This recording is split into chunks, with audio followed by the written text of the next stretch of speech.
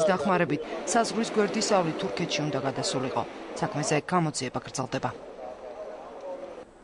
სოჭის ოლიმპიადის რეგისტრაციის ფორმაში აფხაზეთი და სამხრეთ ოსეთი ცალკე სახელმწიფოებად არის შეყვანილი. ეს ფაქტი მოამბის ჟურნალისტმა აკრედიტაციის შევსების დროს აღმოაჩინა.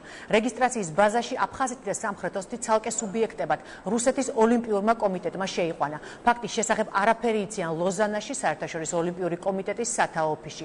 ოფიციალური თბილისი უკვე ამზადებს საპროტესტო ნოტებს. ოთარ გიორგაძე არკვევდა დაარღვია თუ არა რუსეთის ოლიმპიურმა კომიტეტმა საერთაშორისო ნორმები და რა ბერკეტი აქვს ქართულ მხარეს სიტუაციის გამოსასწორებლად.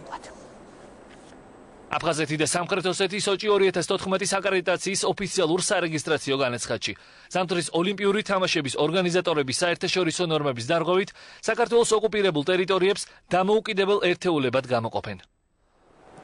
ეს ინფორმაცია მას შემდეგ მივიღეთ, რაც სოჭის ოლიმპიური თამაშების დაწყებამდე 153 დღით ადრე მოამბის გადამღებმა ჯგუფმა აკრედიტაციისთვის საჭირო სპეციალური ფორმა შეავსო. სოჭის ოლიმპიური თამაშების ორგანიზატორებს აფხაზეთი და სამხრეთ ოსეთი დამოუკიდებელ სახელმწიფოებად აქვთ აღნიშნული. რეაგირებისთვის ჩვენ საქართველოს ოლიმპიურ კომიტეტს მივმართეთ. საქართველოს ოლიმპიურ კომიტეტში ინფორმაციის მიღებიდან რამდენიმე საათში სპეციალური წერილი მომზადდა. ორგანიზაციამ სიტუაციის გასარკვევად ელექტრონული პოსტით საერთაშორისო ოლიმპიურ კომიტეტს და სოჭის ოლიმპიური თამაშების საორგანიზაციო ჯგუფს წერილი გაუგზავნა. ამ ფაქტთან დაკავშირებით ქართული მხარე ორგანიზატორებს ახსნა განმარტებისკენ მოუწოდებს. ეს არის ძალიან სიამოვნო პრეცედენტი. ჩვენი რეაქცია ბუნებრივია იქნება შესაბამისი. აფხაზეთი და სამხრეთ ოსეთი არ არის აღიარებული არც გაეროს მიერ და სოფლიოს უმეტეს 99% ქვეყნების მიერ ბუნებრივია არ არის აღიარებული საერთაშორისო ოლიმპიური კომიტეტის მიერ და ნებისმიერი ფორმით ცალკე როგორც ქვეყნის მონაწილეობა ოლიმპიური თამაშების ნებისმიერ პროგრამაში გამორიცხულია. საქართველოს ოლიმპიური კომიტეტის პარალელურად საგარეო უწყებაც ამზადებს საპროტესტო ნოტას. მინისტრის მოადგილე კი მოამბესთან იმ პროვოკაციებზე საუბრობს, რომელიც შესაძლოა რუსულმა მხარემ სოჭის ოლიმპიური თამაშების მსვლელობისას მოაწყოს. ნაციონალური საკითხი ეს უცნაურია. ალბათ რუსეთის კვლავ ვიფიქროთ, რომ რუსეთის ჩემი ინტერპრეტაცია ალბათ რუსეთის შიდა კანონმდებლობაა, რომ მათ შენარჩუნებულია კვლავ ნაციონალობის პუნქტი.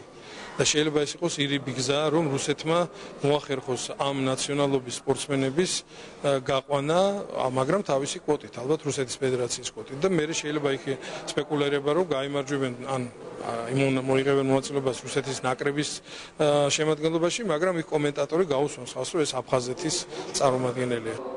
კიდევ ერთი უწყება, რომელიც პრობლემის მოგვარებაში ჩაერთო სპორტის სამინისტროა. მათ ინფორმაცია მომბის გადამღები ჯგუფისგან მიიღეს და შედეგად კომიტეტთან ერთად სპეციალური სამუშაო ჯგუფი შეიქმნა. სპორტის სამინისტროს ჟურნალისტების აქტიურობის იმედიც აქვს. კონსულტაციებში იქნებით საგარეო საქმეთა სამინისტროსთან, გავარკვევთ საიდან არის ეს წყარო, საიდან როგორ მოხდა, თუ ის ტექნიკური მომენტია, როდესაც ისინი ჩამონათვალ ქვეყნებში შეყავთ, შესაბამისად ამაზე უნდა მიეცეს აუცილებლად მკაცრი რეაგირება. საქართველოს მთავრობაში მიიჩნევა, რომ ამ ფორმით რუსეთი ოკუპაციის დაკანონებას ცდილობს. ოლიმპიურ თამაშებს მთელი მსოფლიოს მასშტაბით ყველაზე მაღალი სატელევიზიო რეიტინგი აქვს. აკრედიტაციისთვის საჭირო სარეგისტრაციო ფორმას კი თითოეული ოლიმპიადისთვის გაეროს მიერ აღიარებული 204 ქვეყნის მედიის 25,000-ზე მეტი წარმომადგენელი ავსებს.